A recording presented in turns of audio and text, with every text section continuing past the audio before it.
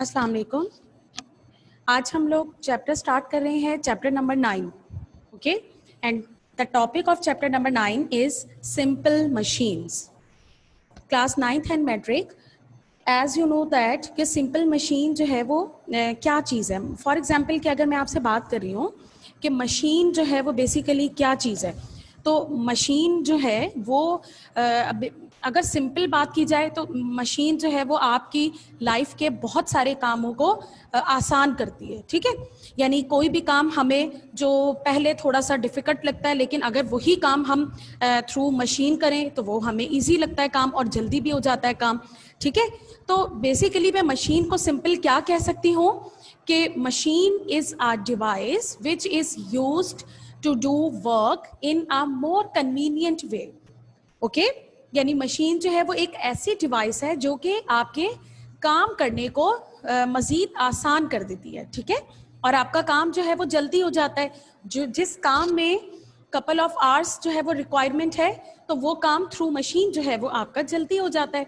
ठीक है, तो बेसिकली मशीन जो है वो आपके एक तो काम को आसान कर रही है, और मशीन को यूज़ करने के लिए या मशीन को उस डिवाइस को यूज़ करने के लिए आप क्या कर रहे हो, उस पर फोर्स अप्लाई कर रहे हो। ठीक है, अच्छा, एक तो वो आपके जो वर्क की स्पीड को भी मोर हाई कर देती है। ठीक है, तो आप ये कह सकते हो कि a machine can also be defined as any device by means of which a force applied at one point can be used to overcome a resistance at some other point।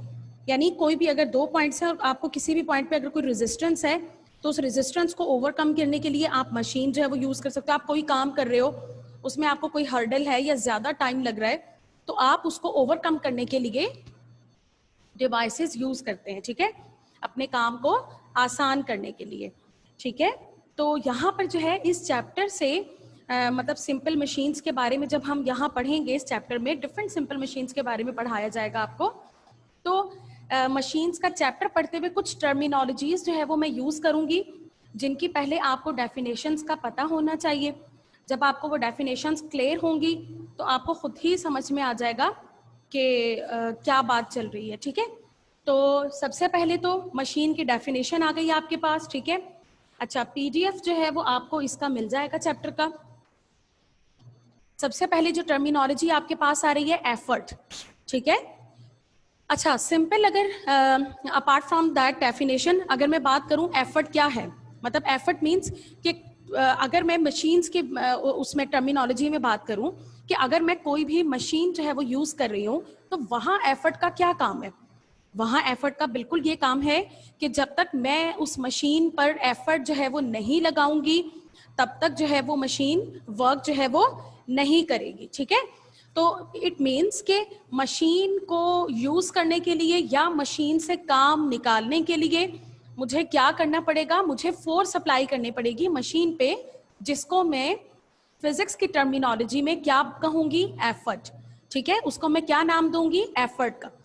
तो मैं ये कह सकती हूँ कि a force which is directly supplied to a machine, यानी एक ऐसी फोर्स जो कि डायरेक्टली मैं मशीन को सप्लाई कर रही हूँ, उसको मैं क्या नाम दे रही हूँ, एफर्ट। ठीक है, यानी इस चैप्टर में जब भी एफर्ट की बात की जाएगी तो उसका मतलब क्या होगा कि आप उस पर्टिकुलर मशीन को स्टार्ट करने के लिए या उससे काम लेने के लिए आप जो फोर्स उस पर अप्लाई कर रहे हो, तो वो क्या चीज है, वो एफर्ट है। ठीक है, the force applied to a machine for doing work is called effort. ठीक है, अच्छा, यहाँ पर इस चैप्टर में याद रखिएगा एफर्ट जहां पर भी आएगा न्यूमेरिकल्स में या कहीं पे भी, और तो मैं वहां पर एफर्ट नहीं लिखूंगी, बल्कि उसको उसकी रिप्रेजेंटेशन करूंगी, और रिप्रेजेंटेशन उसकी एक सिंबल से होगी जो कैपिटल पी है। ठीक है, आपको वो लास्ट में नजर आ रहा होगा। ये डेफिनेशन हो गई, a force which is directly supplied to a machine, और ये आपके पास जो है वो उसका सिंबल है किसका, एफर्ट का, कैपिटल पी से उसको रिजेंबल करेंगे। उसके बाद अगर मैं बात करूं कि मैंने आपसे ये कहा कि एफर्ट जो है वो क्या है, एफर्ट बेसिकली फोर्स है। तो अगर एफर्ट जो है वो फोर्स है तो इट मीन्स कि उसकी यूनिट क्या होनी चाहिए, क्योंकि फोर्स की यूनिट आपको क्लास में क्या करवाई गई है, आपको न्यूटन बताई गई है। ठीक है। फोर्स की यूनिट क्या है? एफर्ट। तो अगर एफर्ट को मैं फोर्स कह रही हूँ कि बेसिकली एफर्ट क्या है? एफर्ट वो फोर्स है जो कि आप किसी भी पर्टिकुलर मशीन पर अप्लाई कर रहे हो, और अप्लाई क्यों कर रहे हो? ताकि वो मशीन वर्क करे, ठीक है। तो अगर आप उस पर फोर्स अप्लाई कर रहे हो तो फोर्स मींस कि वो क्या हो जाएगी? न्यूटन। इट इज क्लियर, ठीक है। तो ये हो गया एफर्ट, उसको रिप्रेजेंट किससे कर रहे हैं? कैपिटल पी से, ठीक है। नेक्स्ट आपके पास जो टर्मिनोलॉजी यहां पर गिवन है उसको कहा जा रहा है लोड, ठीक है। एक हो गई एफर्ट, नाउ लोड। अब ये लोड क्या चीज है? देखिए, लोड ये चीज है कि अगर आपको किसी भी मशीन को यूज करना है और आपको कोई भी वेट जो है वो, फॉर एग्जांपल कि आपको जो वेट है वो अपलिफ्ट करना है, ठीक है। आपको कोई भी वेट है वो आपको एक जगह से दूसरी जगह पे उसको प्लेस करना है, ठीक है, या किसी सरफेस से किसी ऊंची जगह पर आपको उसको प्लेस करना है, ठीक है। तो ऑब्वियसली हाथ से उठाकर उसको रखना थोड़ा सा डिफिकल्ट होगा आपके लिए। तो उस लोड को अगर आप मशीन के जरिए उसको अटैच करके, यानी मशीन से उसको अटैच करें या मशीन पे उसको पुट करें, और उसके बाद वो मशीन जो है वो उसको प्लेस करेगी किसी दूसरी जगह पे, तो वो क्या चीज है? वो आपका है लोड, ठीक है। यानी लोड आपके पास बेसिकली क्या हुआ? द वेट लिफ्टेड, ठीक है, द वेट लिफ्टेड। तो यानी मैं इसको ये भी कह सकती हूँ द वेट लिफ्टेड और resistance, a resistance which overcome by a machine, यानी वो रेजिस्टेंस जो कि मशीन उसको ओवरकम कर रही है। रेजिस्टेंस मींस कि वो हैवी वेट था और हैवी वेट जो है वो उठाना थोड़ा सा मुश्किल है, तो वो रेजिस्टेंस जो है वो ओवरकम उसको कौन कर रहा है? मशीन के जरिए उसको ओवरकम किया जा रहा है, ठीक है। तो यहां पर जो है मैं ये भी कह सकती हूँ a resistance which is overcome by a machine, या मैं ये कह सकती हूँ द लिफ्टेड वेट और a resistance which is overcome by a machine, ठीक है। तो जिस तरह से मैंने यहाँ पर आपको एफर्ट को रिप्रेजेंट करने का तरीका बताया कि एफर्ट को अगर रिप्रेजेंट किया जाएगा तो आपके पास कैपिटल पी यूज होगा। इसी तरीके से लोड को रिप्रेजेंट करने के लिए आपके पास जो सिंबल यूज किया जा रहा है वो है कैपिटल डब्ल्यू, ठीक है।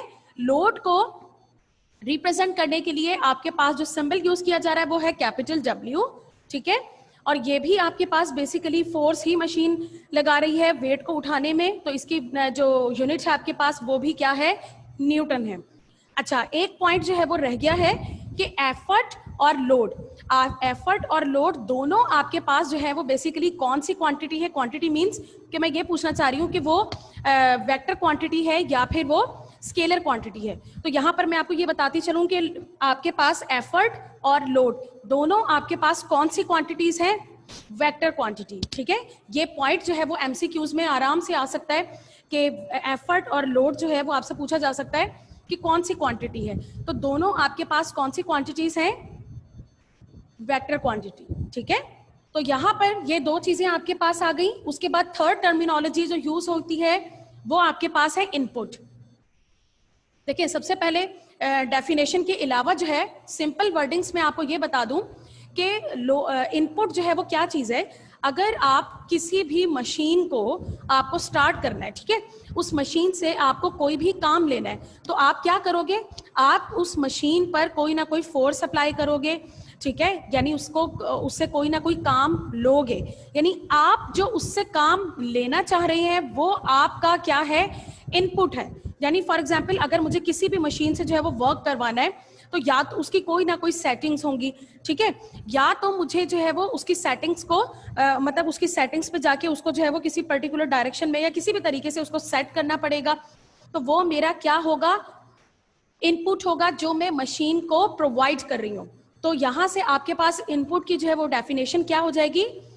It is a work done on a machine, यानी वो वर्क डन है जो कि मशीन पर अप्लाई किया जा रहा है बाय द एफर्ट, यानी मैं कोई भी एफर्ट अप्लाई कर रही हूँ मशीन पर और वो एफर्ट जो है वो in the terms of work done है, ठीक है। यानी वो जो है वो इनपुट जो है वो एफर्ट है और एफर्ट जो है वो in the terms of work done है, तो वो आपके पास क्या है? इनपुट है, ठीक है। जो आप मशीन को दे रहे हो वो क्या होगा? इनपुट होगा। तो जब मैं इनपुट दूंगी मशीन को तो उसका मतलब ये हुआ कि मैं उसको क्या दे रही हूं? एफर्ट, ठीक है। तो उसका फॉर्मूला आपके पास क्या होगा कि इनपुट यहाँ पर फॉर्मूला क्या है, input is equal to effort multiply by effort arm, ठीक है, effort multiply by effort arm. Effort आपको पता है कैपिटल P से रिप्रेजेंट किया जाता है। यहाँ पर अब सवाल ये आता है कि एफर्ट आर्म क्या चीज है।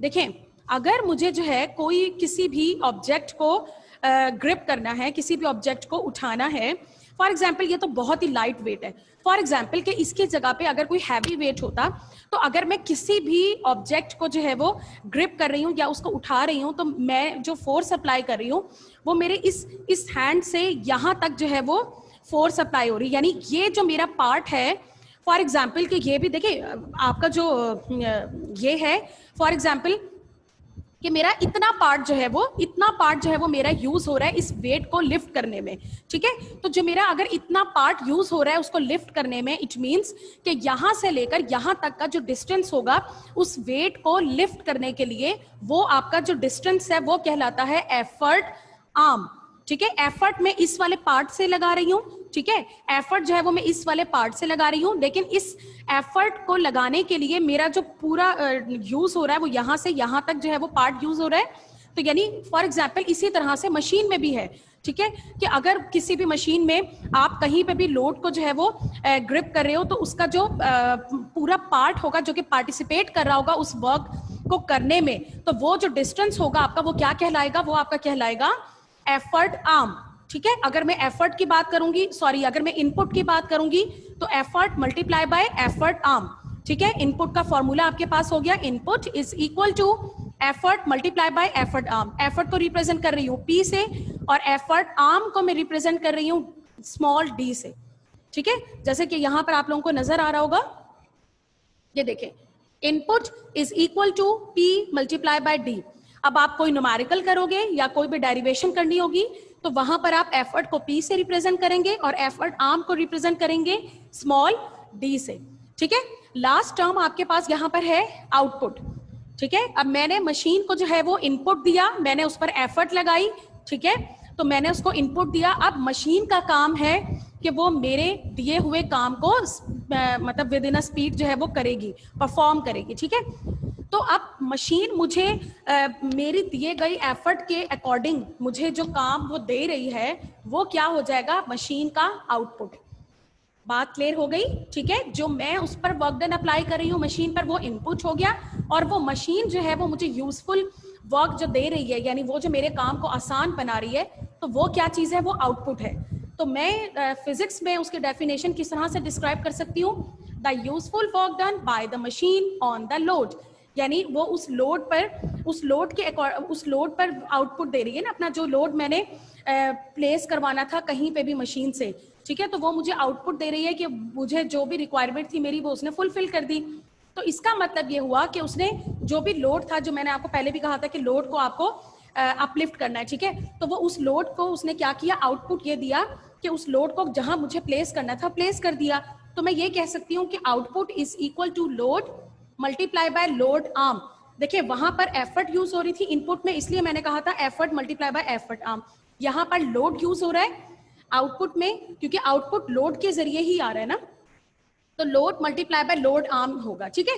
लोड को हमने किससे रिप्रेजेंट किया है, W से, पहले ही बता चुकी हूँ, और लोड आर्म को हम किससे रिप्रेजेंट करेंगे, स्मॉल h से, ठीक है। अगर एफर्ट आर्म होगा तो स्मॉल d से, और अगर आउटपुट की बात की जा रही होगी तो मैं क्या बात करूंगी, मैं वहां पर लोड की बात करूंगी और लोड आर्म की बात करूंगी। तो लोड आर्म को जो है वो मैं रिप्रेजेंट कर रही हूँ स्मॉल h से, ठीक है। ये कुछ टर्मिनोलॉजीज थी जो कि आगे इस चैप्टर में यूज होंगी, तो आपको जो है वो खुद ब खुद जो है वो चैप्टर भी क्लियर हो जाएगा, ठीक है।